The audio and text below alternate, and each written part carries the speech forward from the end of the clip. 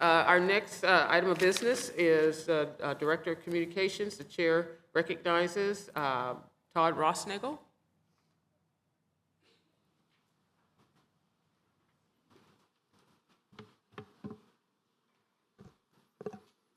Good afternoon, friends.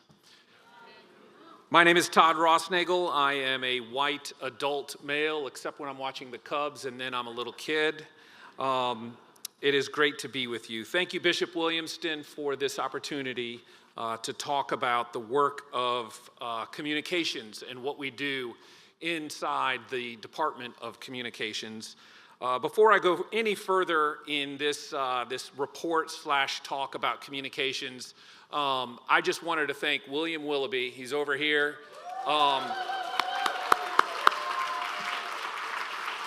William is tasked with getting video and photography for everything that has been happening here inside the Hilton. And I assure you, Bishop Williamston, he is using a newer camera.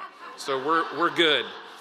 And I also wanted to acknowledge our good friends from GNTV. They are back there making sure that all of the mics work and the PowerPoints work, and it's all part of a larger plan for this particular annual conference.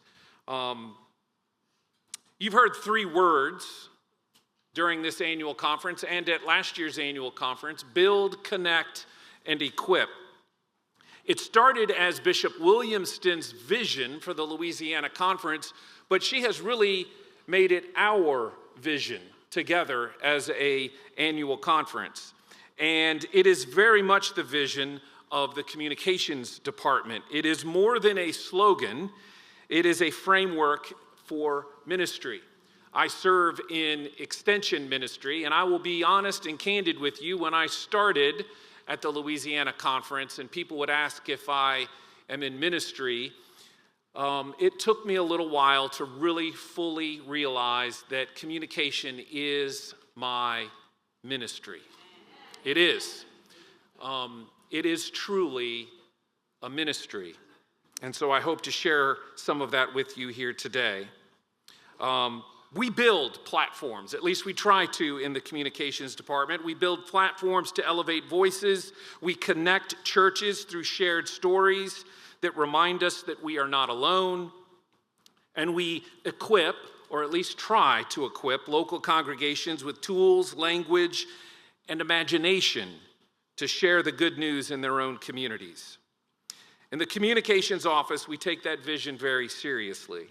And so, yes, we've been doing all the things that we do in a communications department. You'll see our report in the pre-conference report and the things that we've done and the things that we will continue to do. And we look forward to a busy year ahead.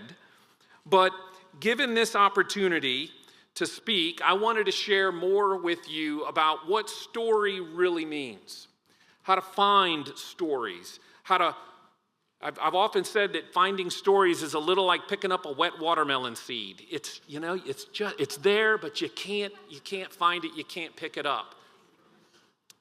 As some of you know, I've been a communicator my entire life. Prior to working for the annual conference, I spent 5 years managing social media and post-production for the Department of Economic Development. And prior to that, a career in broadcast television. And someone told me this morning, or just now, that I was on the morning news on WBRZ. That's where I anchored for about 10 years, and they were doing this 70-year anniversary, and so I was on the news again this morning.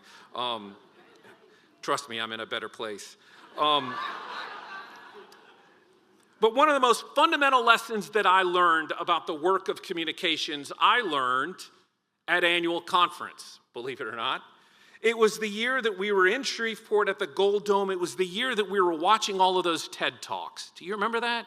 We were watching all of those TED Talks. And one of them was by Simon Sinek, and it has stayed with me ever since. In his video, How Great Leaders Inspire Action, it's one of the most watched TED Talks of all time. He shares a simple statement that guides nearly everything that we do in the communications department and everything that I talk about when it comes to story. He says, stop telling people what you're doing and start telling them why you're doing it. Stop telling people what you're doing and start telling them why you're doing it. It is a line that I borrow and borrow often. But it's more than a line. It really, truly is a shift. Because when we lead with why, people stop scrolling. They stop skimming and they start paying attention. Here's what I mean. All too often, our communication starts with facts. The youth retreat is July 10th. Okay, fair enough. The youth retreat is July 10th. But what if that were flipped and the why started it? What if it was, we want young people to experience the love of Christ in real community? The youth retreat is July 10th. Now you have pulled them in to your story, your community's story, the youth's story. Same events, same information, but framed in a way that connects to something deeper. Because people don't respond to dates on a calendar, they respond to meaning. And that's what communication in the church is all about, is awakening meaning. One of the best ways to do that is to tell stories, true, genuine stories. And I think we all know that. As pastors out there, you know that you could just read the gospel, but the story behind the gospel is what moves people. And you craft stories into your sermons every Sunday. And you know who got that story? You know who got story better than any of us? Amen. Jesus. Jesus understood this. He could have written creeds. He could have dictated doctrine. But instead, he said, a man had 2 sons. He told stories about coins and sheep and soil because he knew that people don't just remember stories, they feel stories. And once you see this, you see it everywhere. And that's what we're called to do as well in the church, is to tell good stories. And not only tell good stories from the pulpit, but tell good stories in emails. Tell good stories in Instagram posts. Tell good stories in Facebook posts. Tell good stories on our TikTok feeds. Invite people into something that they can feel. That's the power of story, not content. A lot of times people call it content, but it's really connection. It's connection. And who knew that counting to 100,000 would be good content? But did you pick up on the why? It was intriguing, right? There was something intriguing about counting to 100,000. What would the person do for bathroom? What would the person do with food? There's a story behind everything. But the question I get all the time is, where do I find the story? How do I find stories? And as much as I've thought about this, I've heard from so many of you about just how hard it is to find stories because we are busy, right? Can I get an amen? Amen. We're busy. Pastors are so busy these days, the only story that they're likely to tell is, once upon a time I took a nap. Most pastors are so busy that if the prodigal son came back today, they'd say, great, can he teach the 3rd grade Sunday school class? That was good, Weldon. That was a good one, wasn't it? I've got 2 more.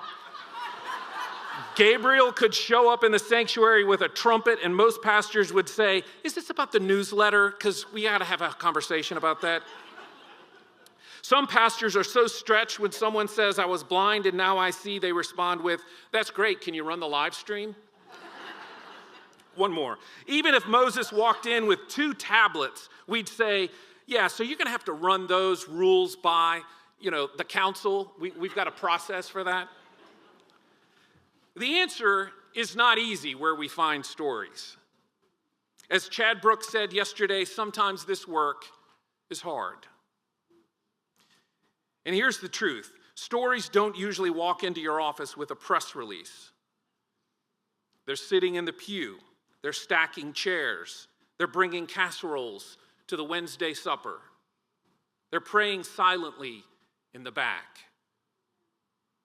I'll never forget a moment in 2017 annual conference. Drew Sutton came up to me, literally grabbed me by the shoulders. He was getting ready to move to Pennsylvania, and he said, "Tell me how to find good stories. How do we do it?" It was at the end of annual conference. I was exhausted. I probably gave Drew a terrible answer. But Drew, I've had 8 years now to think about it, so hopefully this is a better answer. And to do that, I thought I'd give us an acronym to think about today. And the acronym is PASTOR, the PASTOR method for finding stories. The P stands for prioritize. Prioritize, first of all, prioritize finding story, right? We know it's important. Prioritize finding story, but prioritize the why, right? We talked about that. Prioritize your why, prioritize your church's why, prioritize the person who you're telling the story about. Why is so very important. A, ask. Ask questions. Keep asking questions. Curiosity is your best friend. Ask your staff, where is a good story? Who showed up strong this week? Who went through something important? S, start a story list. Keep a running log. Maybe even have it in your office. Let people see that you have a list. When they see that you've prioritized story, they'll want to join in. T, tilt your perspective. Look at what you've seen 100 times, but do so differently. I, as a white privileged male, I need to tilt my perspective all the time to see genuine stories. What would a newcomer notice in this particular frame? What might this moment mean to someone on the margins? Stories are hiding in plain sight. Sometimes you just need to change the angle. Oh, opportunities. Every worship service is obviously an opportunity, but so are mission trips, funerals, baptisms, even hallway conversations can hold story potential. Ask where something might be hiding, and do not be afraid of small stories. Small is where God hides out.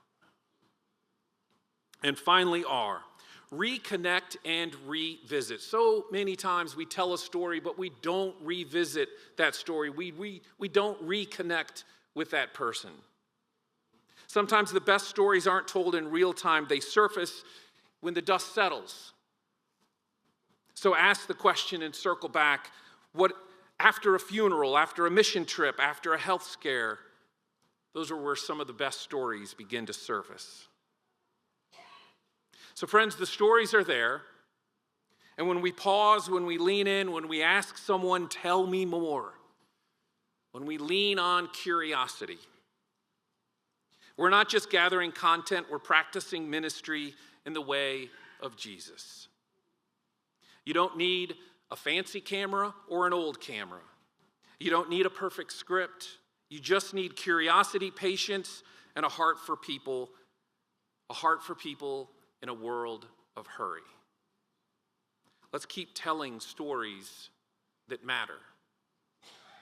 Let's keep pointing to hope.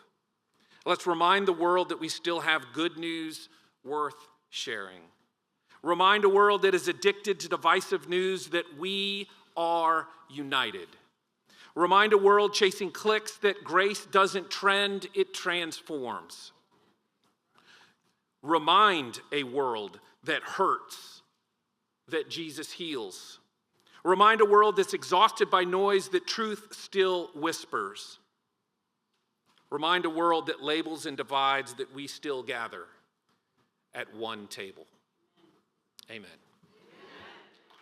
All right. Are there any questions? Thank you, Todd. Are there questions for Todd?